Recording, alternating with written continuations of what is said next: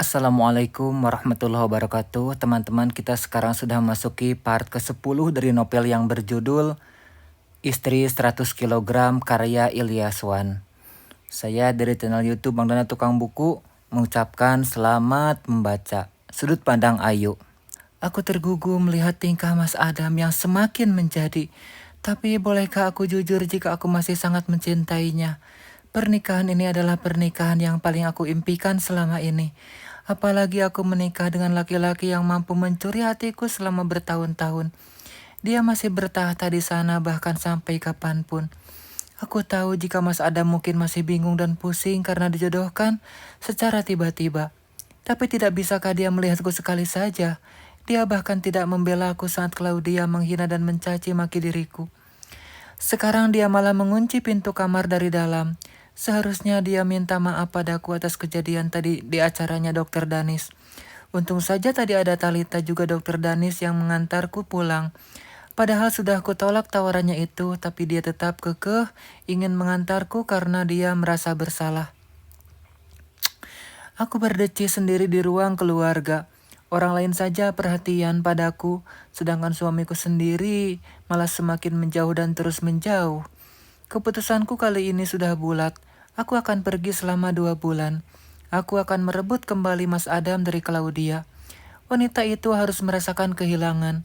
Aku menuju ke dapur karena ini hari terakhir aku di rumah.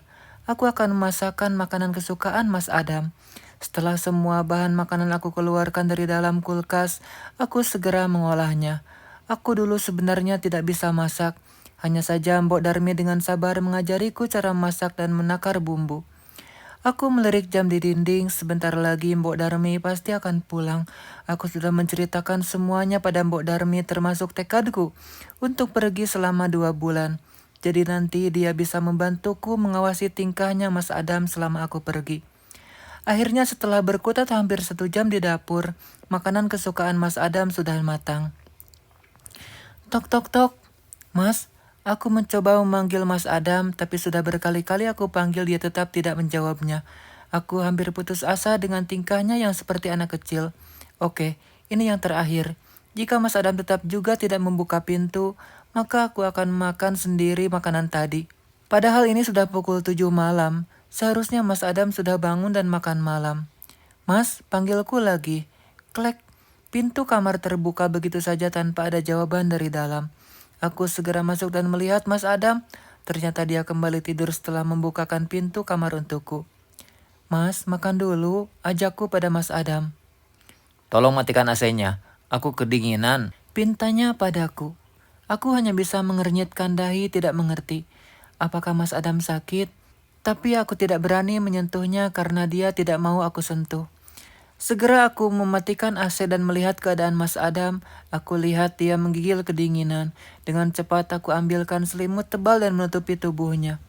Panas sekali, gumamku saat tidak sengaja tanganku menyentuh wajahnya. Sebentar Mas, aku segera berlari ke dapur untuk mengambil air dan kain untuk mengompres Mas Adam. Tidak lupa aku ambilkan obat penurun panas dan juga air minum. Aku menaruh kain basah di dahinya Mas Adam. Kemudian aku menyuruhnya untuk sedikit bangun guna meminumkannya obat. Setelah selesai aku membelai rambutnya perlahan. Kapan kamu akan mencintaiku, Mas?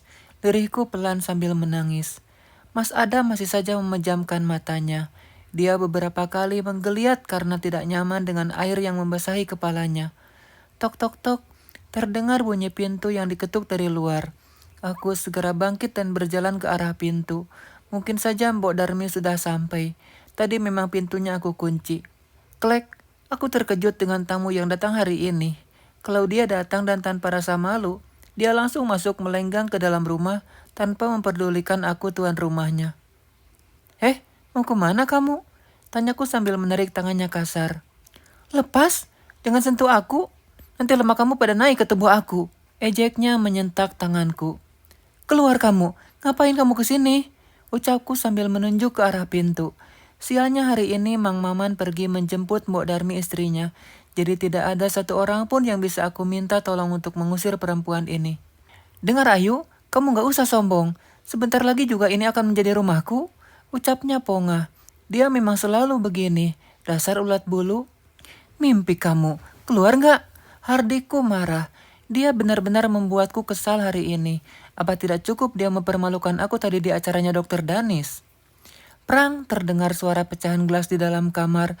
Sejenak aku dan Claudia saling berpandangan, kemudian dengan cepat aku berlari menuju ke kamar, diikuti oleh Claudia. Ya Allah mas, ternyata Mas Adam berusaha bangkit untuk meminum air. Mungkin karena lemas dia tidak sanggup meminumnya sendiri. Ya ampun sayang, kamu sakit? Pantesan kamu gak angkat telepon dari aku, ucap Claudia yang kemudian juga masuk ke dalam kamar kami. Aku keluar mengambil sapu dan juga mengambil 1 gelas air lagi untuk Mas Adam. Saat masuk ke dalam kamar, terlihat Claudia yang sedang duduk di bibir ranjang. Dia memegang tangan Mas Adam dan juga membelai rambutnya Mas Adam. Sini, Claudia merampas minuman yang ada di tanganku dan meminumkannya pada Mas Adam. Saat ini ingin sekali rasanya aku menjambak rambutnya itu, tapi aku tahan karena tidak mungkin aku membuat keributan di depan Mas Adam yang lagi sakit. Setelah membersihkan semuanya, aku menarik tangan Claudia dan menyuruhnya keluar. Enggak, aku gak mau ninggalin Mas Adam sendirian. Dia lagi sakit, sungutnya sambil menarik tangannya. Ada aku istrinya yang akan merawatnya dengan baik, ucapku. Sengaja aku tekankan kata istri agar Claudia sadar posisinya di sini. Istri tidak dianggap, ejeknya lagi sambil tersenyum sinis melihat ke arahku. Terserah, nyatanya dia menikahiku bukan kamu, aku menunjuk tepat ke arah wajahnya. Sadar diri Ayu, kamu dinikahi karena terpaksa, seharusnya kamu mengerti keadaan hubungan kami, ucapnya pelan tapi sangat menusuk.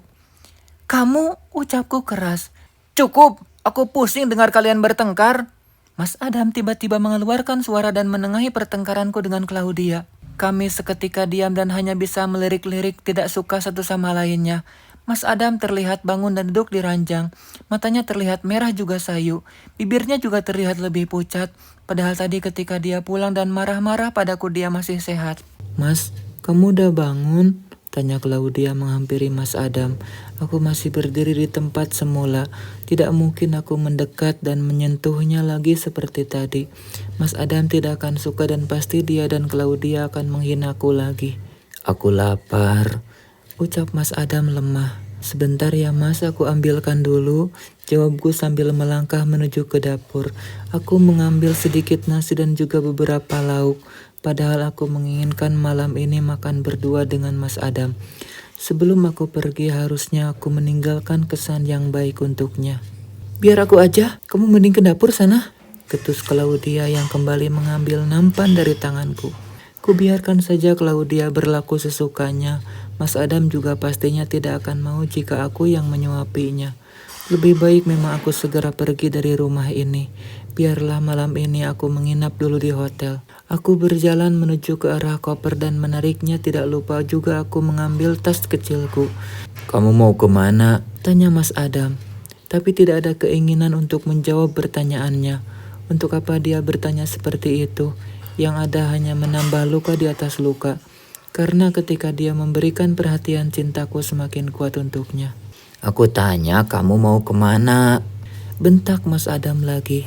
Ya udah sih mas, kalau dia mau pergi ya bukannya lebih bagus untuk hubungan kita berdua. Lagian dia hanya parasit. Ejek Claudia. Aku meremas kegang koper yang sedari tadi aku pegang. Sepertinya aku sudah tidak tahan lagi dengan sikap Claudia yang sudah sangat keterlaluan.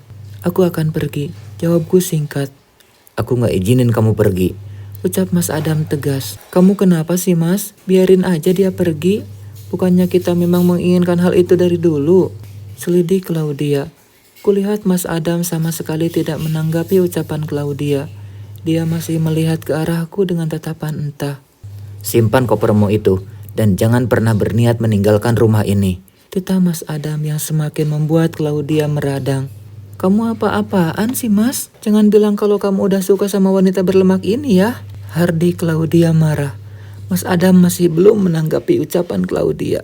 Apa yang sebenarnya Mas Adam inginkan? Aku tidak bisa membaca pikirannya. Dia terlalu rumit untukku. Aku tidak butuh izin dari kamu mas. Bukannya itu yang kamu katakan kemarin? Tanyaku sambil melihat ke arahnya. Tapi tetap tidak ada jawaban darinya. Mas Adam malah bangkit dan berjalan ke arahku. Kalau aku bilang jangan pergi ya jangan pergi. bentaknya dengan suara lantang. Aku terkejut melihat Mas Adam yang seperti orang kesurupan. Baiklah, aku akan tetap di sini. Tapi usir dulu gundikmu itu, ucapku sambil menunjuk ke arah Claudia. Claudia terkejut mendengar permintaanku. Dia menggelengkan kepalanya kuat ke arah Mas Adam. Mungkin dia berharap Mas Adam tidak menuruti kemauanku. Claudia, kamu memang pantasnya di tempat sampah bukannya di rumahku. Kira-kira Adam bakalan ngusir Claudia atau membiarkan Ayu untuk tetap pergi ya? Kita tunggu cerita berikutnya.